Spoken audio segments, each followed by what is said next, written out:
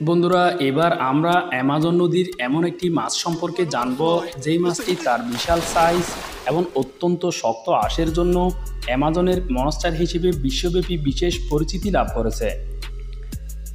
বিশ্বের দ্বিতীয় বৃহত্তম নদী অ্যামাজন। এই অ্যামাজন নদীতে লুকিয়ে রয়েছে হাজারো রহস্যগুলোর মধ্যে অন্যতম হচ্ছে এখানে বসবাস করা একটি মাছ। বিশেষ এই মাছটি পৃথিবীতে বসবাসরত মিঠা পানির সবচেয়ে বড় মাছগুলোর মধ্যে একটি। কিন্তু মাছটির আকার আকৃতি ছাড়াও এটির বিশেষ একটি গুণ রয়েছে যা এটিকে অ্যামাজনের মতো ভয়ঙ্কর নদীতে নির্বিঘ্নে বসবাস করতে সহায়তা করে। আর সেটা হচ্ছে এটির দেহে থাকা আঁশ।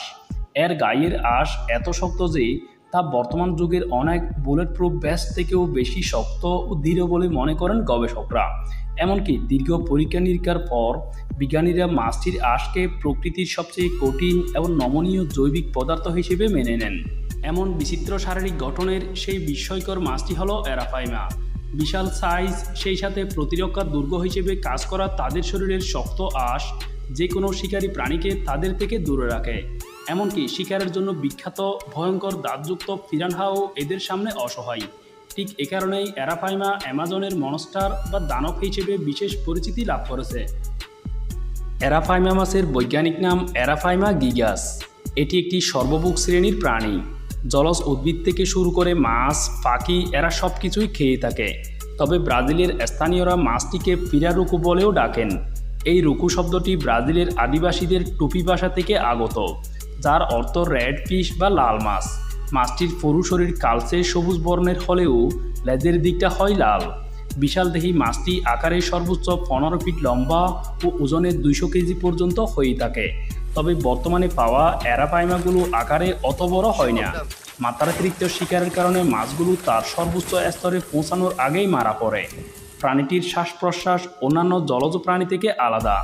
এরা মানুষের মতো বাতাস থেকে অক্সিজেন নেয়, ফলে নির্দিষ্ট সময় পরপর পানির নিচ থেকে এদের ভেসে উঠতে হয়। আর এভাবেই মাছটি শিকারীদের সহজ লক্ষ্যবস্তুতে পরিণত হয়। এই জাতের মাছ সাধারণত 3 থেকে 5 বছর বয়সে প্রাপ্তবয়স্ক হয়ে ওঠে এবং বছরের আগস্ট থেকে মার্চের মধ্যে এদের প্রজনন প্রক্রিয়া সম্পন্ন হয়। একটি স্ত্রী অ্যারাপাইমা একবারে প্রায় 50,000-এর বেশি ডিম পাড়তে সক্ষম। এদের সন্তান লালন পালন অনেকটা তেলাপিয়া মাছের মতো।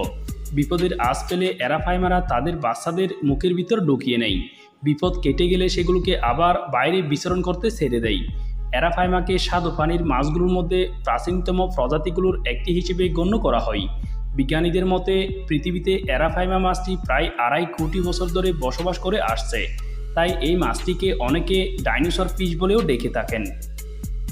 বিশালদেহী এই মাছটি দেখতে ভয়ঙ্কর হলেও স্বাদে পুষ্টিতে এটি অনন্য। পাশাপাশি এর চামড়া দিয়ে তৈরি জুতা, মানিব্যাগের মতো জিনিসপত্র শৌখিন পণ্য হিসেবে অত্যন্ত চড়া দামে বিক্রি হয়। ফলে মাছটি সবসময় শিকারীদের শিকারের কেন্দ্রবিন্দুতে ছিল। এভাবে অতিরিক্ত শিকারের ফলে একটা সময় মাছটি বিলুপ্তির প্রায় ধার প্রান্তে পৌঁছে গিয়েছিল। তবে পরবর্তীতে বিভিন্ন সংস্থা তাদের নানাবিধ উদ্যোগের মাধ্যমে মাছের এই প্রজাতিটিকে রক্ষা করতে সক্ষম হয়। বর্তমানে অ্যারাপাইমা জাতের মাছকে পৃথিবীর অনেক প্রান্তেই দেখা যায়।